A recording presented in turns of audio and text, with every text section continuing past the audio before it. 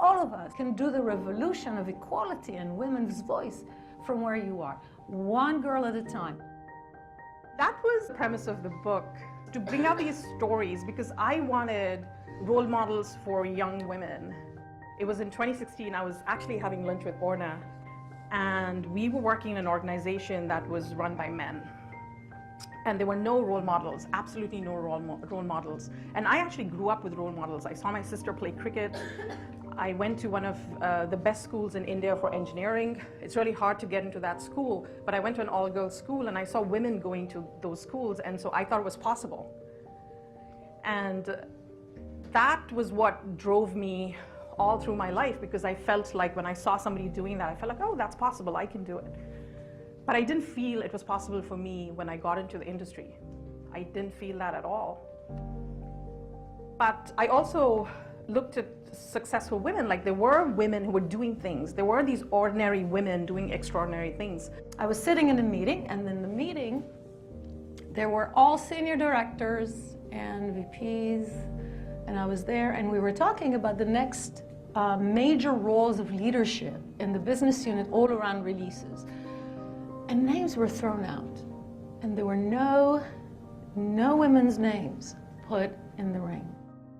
And with this rate of change, we're not going to see equality of men and women at the top until 2085. My daughter's 5, and she won't see this until she's 70, and I didn't want that for her, and I wanted that now. And if you have a daughter, if you have a wife, you have a sister, you want that for them. Had a teacher, and you talk about the network and the people that are around you, the people that rise you up or see something that's amazing about you. My teacher saw something about me and said, you know what, I think you should try a programming class, and this was in high school. Anybody know Pascal programming? You know, it's the latest technology. Yeah, I guess I pretty much see a couple hands and I know pretty much the age demographic it is. but I tried it, but then as soon as I went into the classroom, guess what? I was the only girl, right? And then you feel like you don't belong. It's not that anyone's trying to do it, it's just the environment that you're in. And it starts to make you doubt yourself, it starts to make you question yourself, it starts to make you think, do I belong and is this right for me? I am an MBA student, and I'm graduating in about 8 weeks, and I'm looking for a job actively. So to be able to be in the depths of the job search and then also see this panel of successful women in tech who have been able to kind of rise above the ranks and above the stereotypes and the imposter syndrome was so inspirational. It was incredible to see how full the room was, and people kept coming. That was great, just to have it in this wonderful facility and in the university. What I did notice is people are here to study, and they're making the jump to the corporate world, and they're trying to get guidance. So the more we give them these nuggets of information, of knowledge, and of assurance that they can actually succeed, I think the better. And this was one of those opportunities. So we exchanged, I don't know how many emails I'm going to get, but it will be major connection on LinkedIn, but that was one of our messages around networking. So this was so appropriate, and it was really fun. Thank you for hosting. The discussion was fantastic. I'm so honored to be here and having Santa Clara University invite me.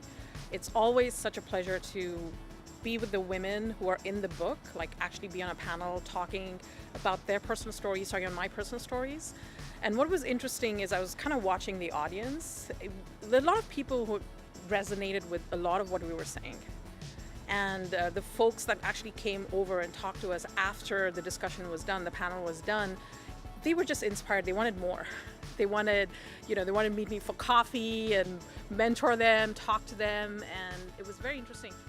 What was amazing about the event is it was all the students there. They are just on the cusp of just getting out into starting their careers, and they have so many questions. And we've been through that journey, and we've navigated that journey. So it's about a moment to share our stories, the good times, the bad times, the times we failed, the times we succeeded, and how they can learn from that, and so they can just get out there and head where they want to go. A great event, enjoyed meeting with them. I have a lot of connections now on LinkedIn. They all wanted to connect. I'm sure there's going to be a lot of mentoring conversations, a lot of lunches, and I'm looking forward to helping them. I encourage you to pay it forward, and I think we all have a moral obligation to continue that. If you see someone that's falling, you got to bring them back up. It's not just about you, it's about everybody, it's about the community.